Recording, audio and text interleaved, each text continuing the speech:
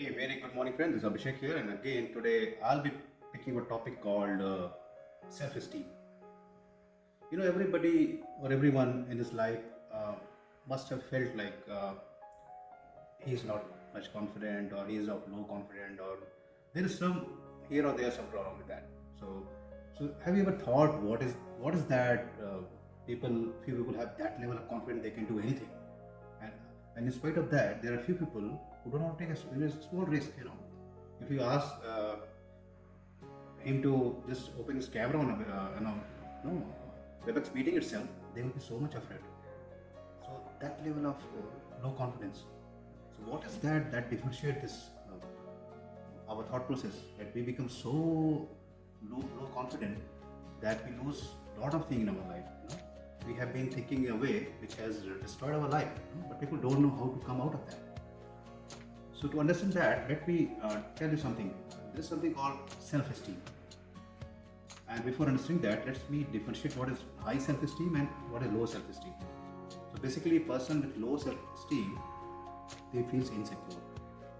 Okay, whereas who's having high self-esteem, he speaks up for self. He speaks up whenever required. He don't feel insecure. And if you are low self-esteem, you disrespect yourself and others as well, because you're into that zone, negative zone. Whereas if you are into high self-esteem, you will respect yourself and as well as others. In turn, a low self-esteem will be having no confidence, and he will very much vulnerable to peer pressure. Whenever some pressure comes up, he will be very vulnerable. Okay, he broke up very easily. Whereas the high self-esteem person, he has very inner confidence. He can manage the inner game very well. Similarly, a low self-esteem will feel depressed. However, if it's a high self-esteem guy, he feels valuable to society. He tries new things. He adjusts to the changes. Whereas a low self-esteem, he feels depressed. He feels failure. He will not feel like trying something new thing, taking some risk. He will behave like pessimistic. So that's all. There are differences. So you should understand, if you are into low self-esteem zone, or you are a type of person who now build up a low self-esteem, it is not good at all. You have to do something to get your self-esteem to a high level. It's not that easy, but it's not impossible. You can do that. So that's what I want to tell you, the difference of self-esteem, high and low. And also I want to tell you that this self-esteem is built at the age of 7. So when you are a child, when you are not knowing the things, that was the time we pick up this self-esteem. We actually don't know that, how we came across this much and we are this kind of guy, a low self-esteem guy, low confident guy. But it was the childhood when it has to build actually, and we lost day by day, day by day. We became so low self-esteem and we built a lot of confidence. We just lack the confidence. We will be having feeling of guilt, apathy, grief, fear. So that's how it comes. It's not built up in one day. It takes a lot of time to make to build a person whom you are right now. So it won't be easy also to change yourself, but it's not impossible. You can easily do that. Okay, so let me talk about more of the self-esteem. So to build a self-esteem, you should build a self-confidence first. And to build a self-confidence, you have to believe in yourself. This is one of the key mantras. Love yourself, believe yourself. And to self-believe, you should have your self-image. How many people are self-aware, or what they have their self-image? When you see in the mirror, what do you see to yourself? Are you seeing a lion in the mirror, or are you seeing a cat in the mirror? Are you seeing a donkey in the mirror? That's how it happens, my friend. It doesn't get in one day.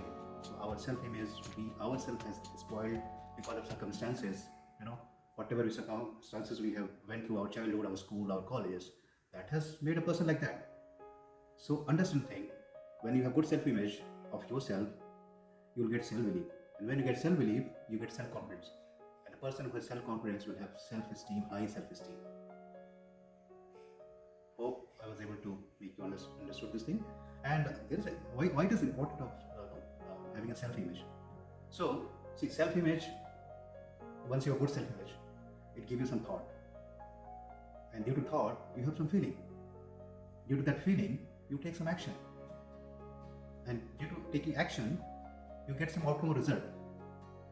And again, based on the result, you build your self-image. Positive results, you get confident. Negative results, you get little down. That's where self-image is directed to your thought process. Start thinking positive, my friend. Believe in yourself. Take some action. And once you take some action in the form of a small risk, you will, based on the result, you will build that confidence. You will build your self-image. And once you have self-image, you will believe in yourself. You get a self-confidence. You will be a person who will have a high self-esteem. There is one chart, very good chart, which talks about level of consciousness by Dr.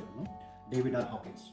He has built a pyramid, pyramid just reverse like this, and from bottom to top, he has given some level of our feelings, starting from shame, guilt, apathy, grief, fear, desire, anger, courage, and then we have love, peace, joy. Entitlement is the top one.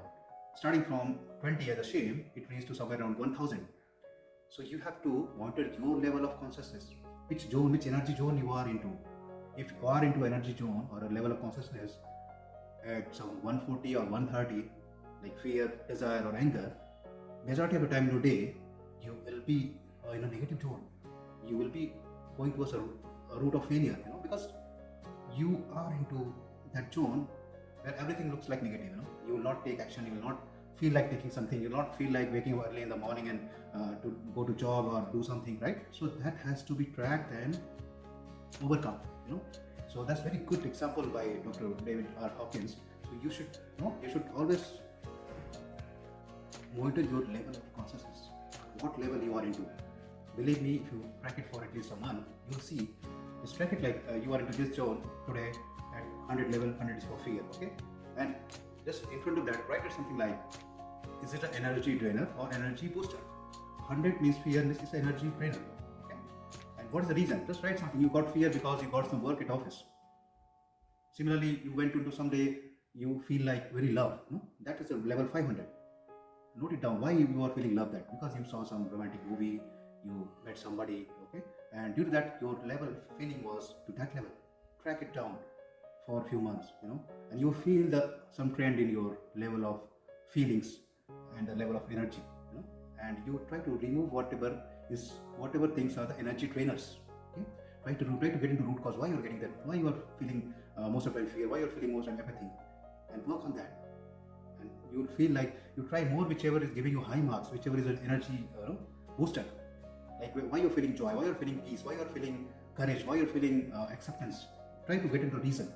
Once you get the reason, like suppose you're reading a book and you're feeling very happy, you are listening to some inspirational video and you are feeling very happy and you are into level 400 or 300, track it down. Try to increase the one which are energy booster, try to decrease which are energy drainer. That would definitely help you, my friend.